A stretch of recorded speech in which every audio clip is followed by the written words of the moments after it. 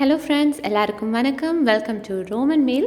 இன்றைக்கி நம்ம சேனலில் ஒரு கிறிஸ்மஸ் அண்ட் நியூ இயர், அதாவது ஒரு ஃபெஸ்டிவல் ஸ்பெஷல் ஸ்வீட் தான் நம்ம பார்க்க போகிறோம்.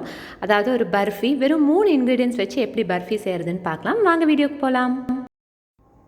ஸோ முதல்ல இந்த பர்ஃபி செய்கிறதுக்கு கடாய் அடுப்பில் வச்சு 1 கப் சுகர் அதில் ஆட் பண்ணிக்கலாம். ஆட் பண்ணி 1/2 கப் தண்ணி அதையும் நம்ம இதில் ஆட் பண்ணிவிட்டு இதை நல்லா கொதிக்க விட்டுலாம். இது நம்ம என்ன சொல்கிறது, நல்ல ஒரு பாவு கன்சிஸ்டன்சி அந்த இதுக்கு வரணும். அப்போ தான் பர்ஃபி நல்லாயிருக்கும். இது நல்லா கொதிச்சிருட்டும்.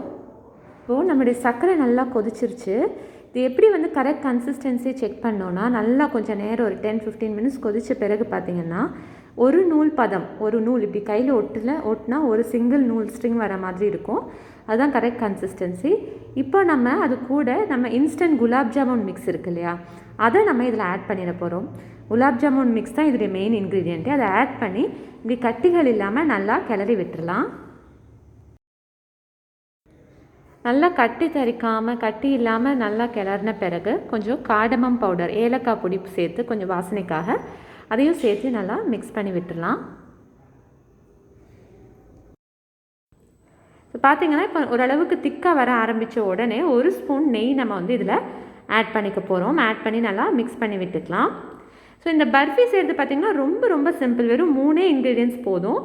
சுகர், அதுக்கப்புறம் குலாப் ஜாமுன், இன்ஸ்டன்ட் குலாப் ஜாமுன் மிக்ஸு, அதே மாதிரி நெய் பார்த்திங்கன்னா மேக்ஸிமம் 2 to 3 ஸ்பூன்ஸ், அவ்வளோதான். அவ்வளோ குவிக்காக இது ரெடி ஆகிடும். ஸோ இந்த 3 இன்க்ரீடியன்ஸ் இருந்தாலே ஒரு சூப்பரான ஒரு பர்ஃபி ரெடி பண்ணிடலாம். இப்போ நம்ம ஆல்ரெடி 1 ஸ்பூன் நெய் யூஸ் பண்ணிட்டோம். அகெயின் நம்ம 1 ஸ்பூன் ஆட் பண்ணி கொஞ்சம் கிளறி விட்டுடலாம். இன்னும் கொஞ்சம் திக்கான கன்சிஸ்டன்சியில் இறக்கிடலாம்.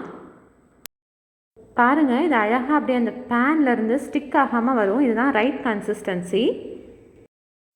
இப்போ பார்த்திங்கன்னா இந்த ட்ரேயில் நம்ம இந்த பர்ஃபி மிக்ஸ் ஆட் பண்ணிக்கலாம். அதுக்கு முன்னாடி இந்த ட்ரேயில் ஃபுல்லாக நெய் வச்சு நம்ம கோட் பண்ணியிருக்கணும். அப்போ தான் அது ஈஸியாக டீமோல்ட் பண்ண முடியும். கோட் பண்ண பிறகு இந்த பர்ஃபி மிக்ஸை நம்ம அதில் அப்படியே போட்டுடலாம். பாருங்கள், இப்படி ஒரு டெக்ஸ்சர் நல்லா ஒரு டெக்ஸ்சரில் இருக்கும். இதை நம்ம இதில் ஆட் பண்ணி லைட்டாக டேப் பண்ணி விட்டுடலாம்.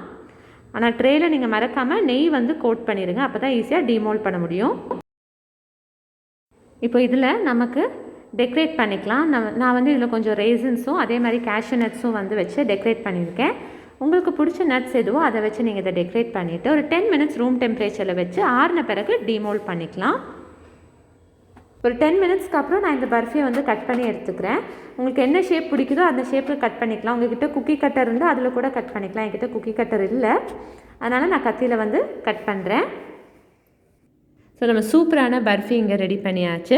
ஸோ இந்த ஃபெஸ்டிவல் சீசனுக்கு இந்த ஸ்வீட்டை ட்ரை பண்ணி பாருங்கள்.